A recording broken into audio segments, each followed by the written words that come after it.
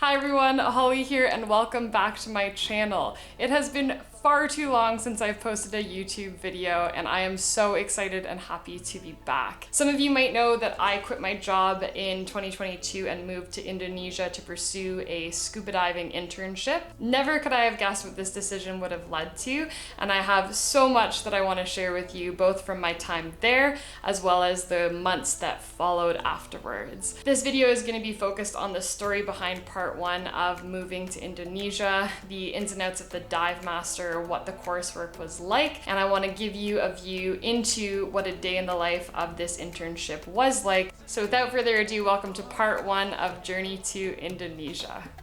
After living in Vancouver for 4 years and working in tech for 7, I was ready for a big change. At this point, I'd done all of my recreational dive training in Canada and absolutely loved it, but was ready to try somewhere different with potentially warmer waters. Getting your Divemaster is step one into the professional world of scuba and allows you to work for scuba centers worldwide. After years of planning and research, it was finally time to pack up and go. That's nearly a wrap here on West 2nd Ave in Vancouver. I was so grateful to my friends and family who supported me during this time because I was so nervous. But I knew I had to trust my gut, and if I didn't go, it would be something I would have a lot of regret about down the road. So I flew from Vancouver International to Singapore first, had a layover in Singapore, and then flew Singapore to Denpasar, Indonesia.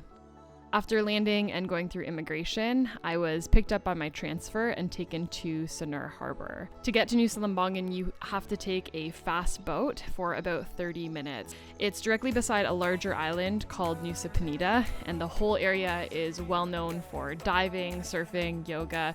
I didn't realize at the time, but it would also end up being my home for the next 5 or so months.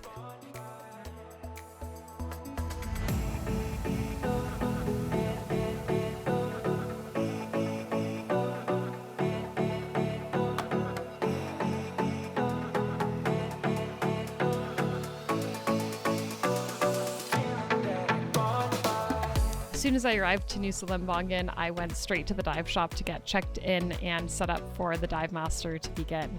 I was given a tour of the dive shop, including all of the equipment rooms, familiarizing myself with all of the gear that we'd be using. I was also shown the pool, which was where we would be doing all of our coursework from, and of course was taken to the back area, which was the area that we wash and prep all of the gear after every day.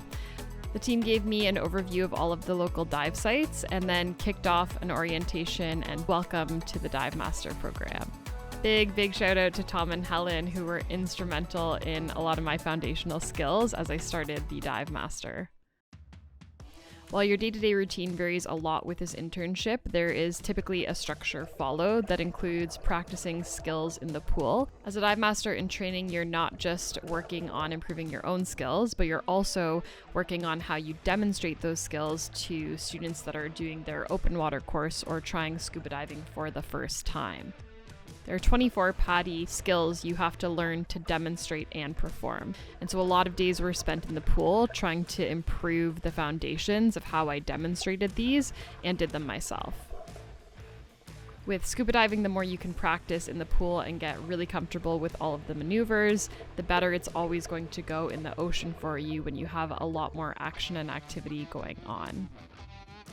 On top of that, the Divemaster has other tests that you do have to pass. For this one, you have to float for the first 13 minutes, and then for the last 2 minutes of the float test, hold your hands out of the water.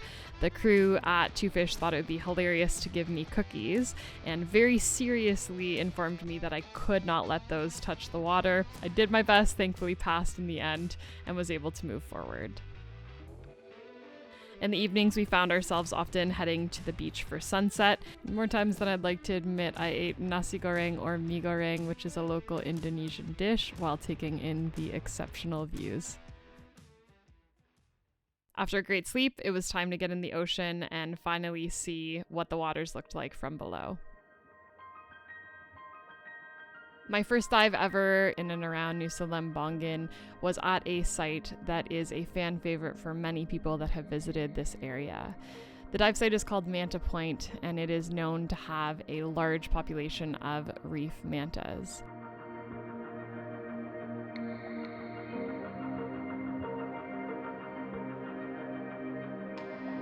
I had never seen a manta before and was so excited to get in the water with these beautiful creatures.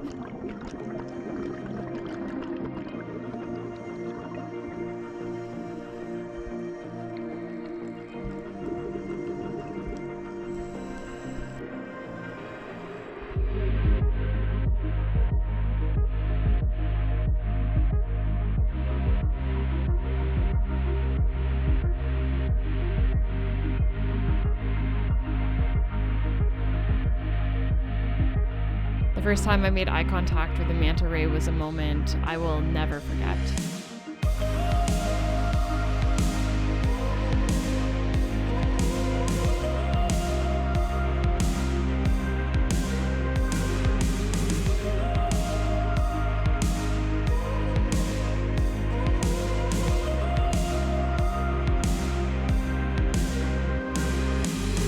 Among the manta rays was also a variety of different reef fish, critters, etc. It was always like a treasure hunt to see what we might spot that day.